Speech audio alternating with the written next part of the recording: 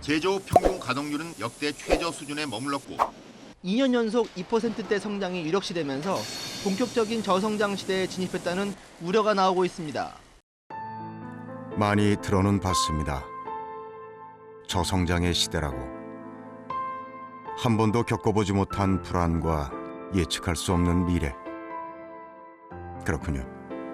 지금 청년들은 이런 시대에서 시작해야 하는 거군요. 가장 선호하는 직업도 변했습니다. 가장 모범적인 고용주라서 그런 것 같아요. 국가가 가장 모범적인 고용주라서. 선택의 이유는 너무도 명확했습니다. 나라가 망하지 않는 이상은 제가 쫓겨날 일은 없잖아요. 제가 뭐 법에 저촉되는 일만 안 하면 그런 것을 고려했을 때 가장 좋은 것 같아가지고 이걸 하기로 결정했죠. 적어도 떨어지면은 저를 원망하지 마. 왜 날 떨어뜨렸어? 이런 생각은 안 들잖아요. 제가 커트에 못 미쳐서 남들보다 못해서 떨어진 거니까. 안정적이니까 다들 공무원을 하고 싶어 하는 거라고 쉽게 생각했습니다. 하지만 그게 전부는 아니었던 모양입니다. 패기가 없다, 편한 것만 하려고 한다는 말도 많이 합니다. 그런데 새벽부터 밤까지 공부에 매달리는 청년들을 보니 절박함이 먼저 느껴집니다. 어째서 이토록 많은 청년들이 공무원을 하고 싶어 하는 건지 직접 들어보기로 했습니다. 공무원 시험 합격생들을 만나봤습니다. 동기? 우리는 한 최종 면접까지 갔다가 떨어지고 면접 1차에서 떨어지고 이러니까 저도 너무 답답한 거예요. 막 분명히 모자란 게 없는 친구인데 거기서 떨어지니까 이유도 모르고 도대체 뭐 때문인지도 모르고 이렇게 답답하고 막 그런 거를 저도 계속 겪었을 것 같아요. 공무원을 준비 안 했으면. 저의 학력, 저의 집안 배경 그런 것이 문제라고 느껴본 적 한 번도 없어요. 그런 거 없어요. 내가 공부하는 시간이 잘못됐나? 방법이 잘못됐나? 이게 내 길이 맞는가라는 고민은 있었지만 내가 학벌이 안 좋아서 안 돼. 뭐, 우리 집이 가난해서 안 돼. 내가 여자라서 안 돼. 이런 생각은 단 한 번도 해본 적 없어요. 그리고 뭐 사기업은 특히 여성의 입장에서는 결혼하고 아이 낳으면 계속 다니기 힘드니까 그런 것 같아요. 공무원 시험에 몰리는 이유는 그만큼 좋은 일자리가 사라졌다는 얘기이기도 합니다.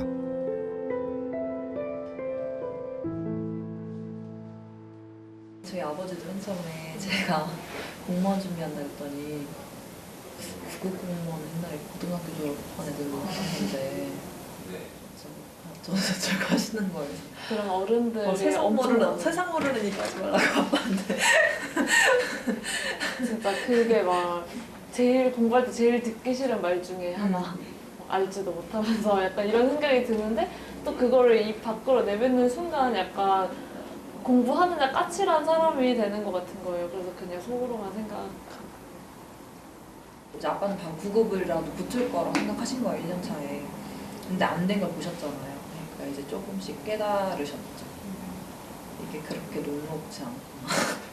우리 딸이. 그래서 1년 차에 사실 9급 떨어졌었는데 엄마한테는 말하고 아빠한테는 그냥 붙었는데 안 간다고. 그게 진짜 그래요. 공무원 시험의 위상은 달라진 세상을 말해줍니다.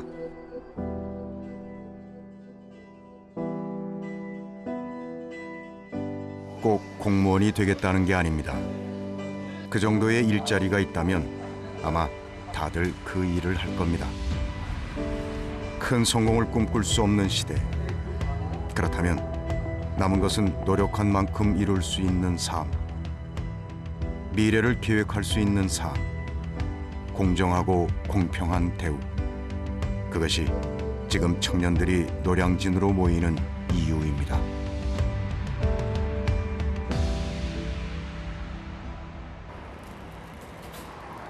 2016년 12월 30일 공무원 임명장을 받는 날입니다.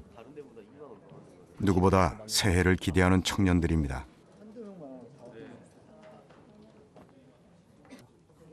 수많은 청년들이 바라는 직업.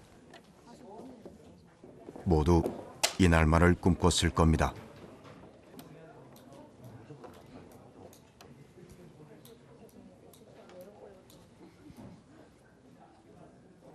다음은 신규 공무원입니다. 신규 공무원은 공무선서후에 임명장을 수여하도록 하겠습니다. 신규 임용 대상입니다. 30명은 앞으로 나와주시기 바랍니다. 서울에서 명문대를 졸업한 이 청년은 일찌감치 이 길을 선택했습니다. 고향에 내려와 구급 공무원이 됐습니다. 강의실교육감 장유국 축하해요. 감사합니다. 청년에게는 축하 인사에 이어 또 다른 질문이 따라오곤 합니다. 축하한다면서도 네가 왜 여기 있냐. 왜 7급하지 그랬냐만 한 150번 들은 것 같아요. 한번 세어봤거든요. 작년부터 한 며칠 전까지. 한 50번? 50번 들은 것 같아요. 7급도 남들이 막 2년만 하면 붙는다는데 그게 아니거든요. 너무 이미 저희 학교에서만 저희 학교나 연세대나 서울대만 해도 수천 명이 7급을 하는데 뽑는 인원은 몇백 명 수준이에요, 지금. 거기다가 이제 계속 이제 고시도 안 뽑잖아요. 사법고시도 없어지고 하니까 다 그 인원이 지금 7급, 9급으로 내려온 상태거든요. 이제 솔직히 아버지께 죄송한 거는 기업에 합격을 했는데 저는 불합격했다고 그때 거짓말을 했어요. 그렇게 해야지 좀 9급을 할 수 있을 것 같아서. 그리고 나중에 이제 9급 합격하고 이제 말씀을 드리니까 그냥 잘 됐으니까 알았다고는 하셨는데 좀 아버지께 죄송하더라고요, 그거는. 인생을 걸고 고민하고 선택한 길입니다. 수많은 축하 속에서 여전히 부모님께 죄송하다고 얘기하는 청년. 하지만 자신의 선택에 대한 확신만큼은 변함없습니다. 사실 아버지께서도 대기업 명예퇴직을 하셨어요. 되게 좀 약간 이른 나이에, 이른 연세에. 그래서 그냥 아버지랑 어머니랑 광주에서 같이 종종 보면서 그냥 이렇게 살고 싶다. 지금 와서 생각해보면 그 나이에 제가 만약에 그렇게 명퇴를 해서 다른 직업 구하고 이렇게 또 다른 지방으로 이렇게 가족 위해서 해야 된다. 되게 좀 슬플 것 같아요. 그게 싫었어요. 청년들이 노력해서 얻고 싶었던 건 불안하지 않은 미래였습니다. 이제 보통 공무원이 됐다고 하면은 너 효녀다라는 말도 좀 먼저 듣고 또 그냥 장난스럽게는 장원급제네 맨날 떨어져서 합격하니까 너무 좋고 실감이 좀 안 났어. 이렇게 하니까 실감이 좀 나는 것 같은데. 자기 수업은 계속 확인하고. 맞아, 내 거 없는 줄 알고 막 잘못 나온 줄 알고 그래. 신규도 가고. 이제 막 출발선에 선 청년. 꿈이 작다는 말도 종종 듣습니다. 학벌, 지역. 청년의 조건에 대해서 앞으로도 많이들 물을 겁니다. 정말 아깝지 않냐고.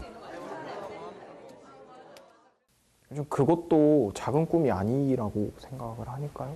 저 개인적으로는 욕심 없고 그냥 그런 게 또 엄청 쉬운 일도 아니잖아요. 자가를 가지고 결혼하고 그렇게 먹고 살 걱정 안 하고 한다는 게.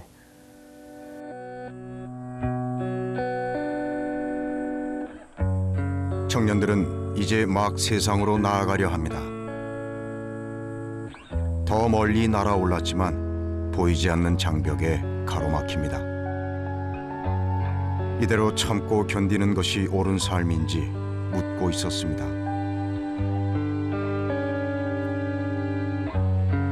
이들이 바라는 건 안전하고 공정한 삶. 그것을 위해 평범한 꿈을 선택합니다.